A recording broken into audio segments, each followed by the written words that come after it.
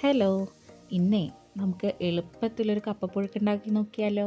അതിന് വേണ്ടിയിട്ട് നമുക്ക് കപ്പ നന്നായി ചെറുതാക്കി കഷ്ണങ്ങളാക്കി കഴുകിയെടുക്കാം.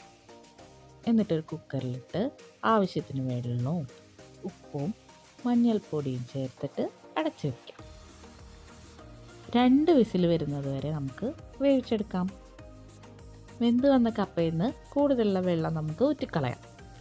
എന്നിട്ട് നമുക്ക് അരപ്പ് റെഡിയാക്കാം. അതിന് വേണ്ടി കുറച്ച് തേങ്ങ, കുറച്ച് വെളുത്തുള്ളി, 4 അല്ലി വെളുത്തുള്ളി, 4 ചെറിയ ഉള്ളി, 4 പച്ചമുളക്, കുറച്ച് ചെറിയ ജീരകം, ഇതെല്ലാം ചേർത്ത് നമുക്കൊന്ന് ചതച്ചെടുത്തിട്ട് വരാം. അടുത്തായിട്ട് എന്താ ചെയ്യേണ്ടതെന്ന് അറിയോ? നമ്മൾ വേവിച്ച് വെച്ച കപ്പയിലേക്ക് നമ്മൾ ചതച്ചെടുത്ത തേങ്ങയും ഉള്ളിയൊക്കെ ഉണ്ടല്ലോ, അതൊക്കെ നമുക്ക് ചേർത്തിട്ട് ഇളക്കി കൊടുക്കാം. നന്നായിട്ട് എല്ലാ ഭാഗത്തേക്കും ആവുന്ന രീതിയിൽ ഇളക്കി കൊടുക്കണം കേട്ടോ. ഇങ്ങനെ ഞാൻ ചെയ്യുന്ന പോലെ തന്നെ നന്നായിട്ട് ഇളക്കി യോജിപ്പിക്കണേ. എല്ലാ ഭാഗത്തേക്കും നന്നായിട്ട് മിക്സായി വരണം. ഇങ്ങനെ ഇളക്കി ഇളക്കി കട്ടയൊക്കെ ഒന്ന് ഉടച്ചെടുക്കണം.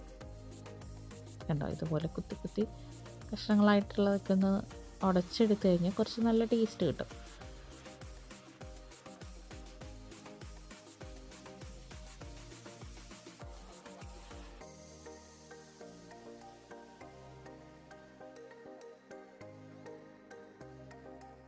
ഇളക്കി ഉടച്ച് മിക്സ് ചെയ്ത് ഈ ഒരു വിധത്തിലൊക്കെ ആകുമ്പോഴത്തേനും നമുക്കിനി കടുക് വറുത്തിടാം.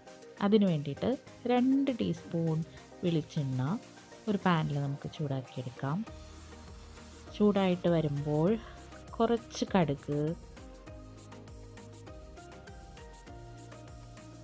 പൊട്ടി വരുമ്പോൾ കുറച്ച് വറ്റൽമുളക്, ഒരു 2-3 വറ്റൽമുളക് കേട്ടോ.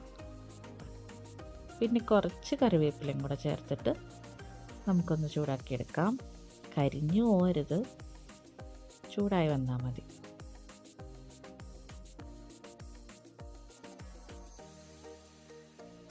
ഇനി നമുക്ക് തേങ്ങയൊക്കെ മിക്സ് ചെയ്ത് വെച്ച കപ്പയിലേക്ക് കടുക് വറുത്തത് ഇട്ട് കൊടുക്കാം.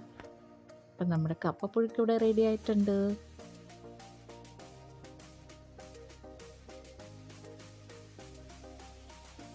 ഒന്ന് ഇളക്കി മിക്സ് ചെയ്ത് കൊടുക്കാമേ. നല്ല ടേസ്റ്റാണ് കേട്ടോ കഴിക്കാനായിട്ട്. ആ ജീരകത്തിൻ്റെയും കടുക് വറുത്തതും തേങ്ങയും ഒക്കെ കൂടെ ആയിട്ട് നല്ല ടേസ്റ്റുള്ള കപ്പപ്പുഴുക്കാണ്. നമുക്കിത് ബീഫോ ചിക്കനോ ഫിഷോ ചമ്മന്തിയോ എന്ത് കൂട്ടി വേണമെങ്കിൽ